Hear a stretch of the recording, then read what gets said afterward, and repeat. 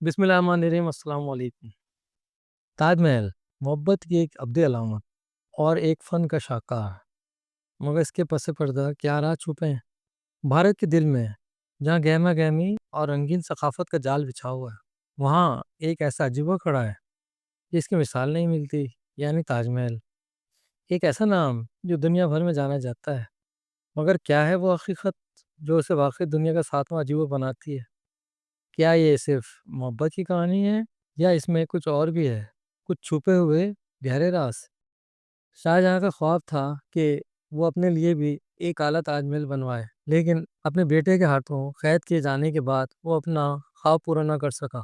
Taj Mahal time کے حساب سے اپنا رنگ بدلتا رہتا ہے، جیسے صبح کے وقت یہ گلابی دکھتا ہے اور شام کو دودھیا سفید، اور جبکہ چاندنی رات میں سنہرا دکھائی دیتا ہے۔ چلیے ہم ماضی میں واپس چلتے ہیں۔ 16ویں صدی کے دوران مغل شہنشاہ شاہ جہاں اپنی محبوبہ بیگم ممتاز محل کی وفات کے بعد ایک ایسا سنگ مرمر کا محل بنانے کا ارادہ کرتے ہیں جو ہمیشہ کے لیے قائم رہے، ایک علامت ہو ان کی محبت کی۔ تاج محل سفید سنگ مرمر کا محل۔ تاج محل صرف وہ نہیں جو آپ ایک نظر میں دیکھتے ہیں، اس کے ہر گوشے میں چھپے رازوں میں سے ایک راز ہے۔ اس کی پتھر کی جڑائی، اس میں جڑے قیمتی پتھر اور اس کے معمار کی مہارت، یہ سب کچھ ایک خاص انداز میں ڈیزائن کیا گیا تھا۔ جب سورج کی روشنی تاج محل پر ہوتی ہے تو یہ صرف خوبصورتی کا نہیں بلکہ ایک زبردست ڈیزائن کا نتیجہ ہے۔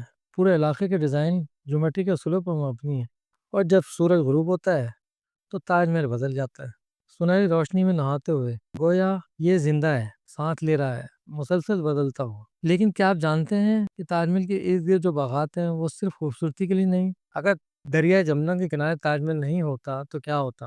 تاج محل کا ڈھانچہ کیونکہ ایک ایسی مضبوط لکڑی پر قائم ہے جسے مضبوط رہنے کے لیے نمی کی ضرورت رہتی ہے۔ اگر تاج محل کے ساتھ دریائے جمنا نہیں بہہ رہا ہوتا تو یہ لکڑی مضبوط نہیں ہوتی اور تاج محل گر گیا ہوتا۔ تاج محل کے چاروں مینار ایک طرف کو جھکے ہوئے ہیں، ایسا اس لیے ہے کہ اگر زلزلہ آ جائے یا آسمانی بجلی گر جائے تو وہ تاج محل کے اوپر نہ گر سکے۔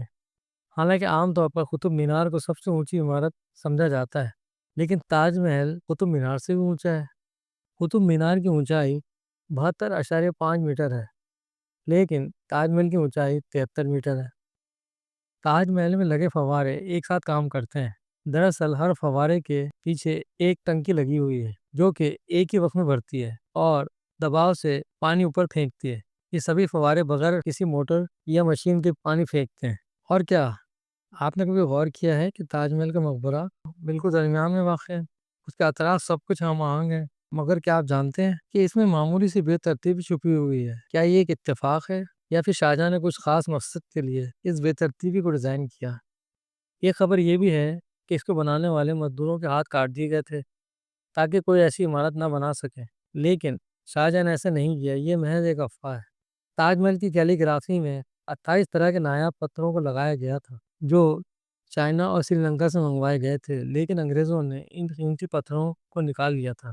1632 سے 1653 جب تاج محل بنا تھا تو اس وقت اس پر 32 ملین روپے خرچ ہوئے تھے۔ تاج محل کی پہلی سیلفی جارج ہیریسن نامی ایک سیاح نے لی تھی، جبکہ اس دور میں سیلفی کا رواج ہی نہیں تھا۔ دنیا بھر سے ہزاروں لوگ آتے ہیں اس کی خوبصورتی دیکھنے کے لیے، لیکن جو نہیں دیکھ پاتے اور جو محسوس نہیں کرتے تاریخ کا وہ بوجھ جو ان دیواروں میں چھپا ہوا ہے۔ تاج محل نے سب کچھ دیکھا ہے، برطانوی حکمرانی، 1857 کے زلزلے تک، پھر بھی یہ کھڑا ہے۔ یہ ایک علامت ہے، ایک طاقت جو وقت کے ساتھ ساتھ بدلے نہیں بلکہ اور زیادہ دلکش ہوتا جا رہا ہے۔ تاج محل دنیا کا ساتواں عجوبہ بننے سے بھی زیادہ ہے، ایک ایسا راز جو آج بھی اپنی طرف کھینچتا ہے، ایک ایسی کہانی جو کبھی مکمل نہیں ہوتی۔ اس کی عظمت کی، اس کی تاریخ اور اس کے راز ہمیشہ کے لیے باقی رہیں گے۔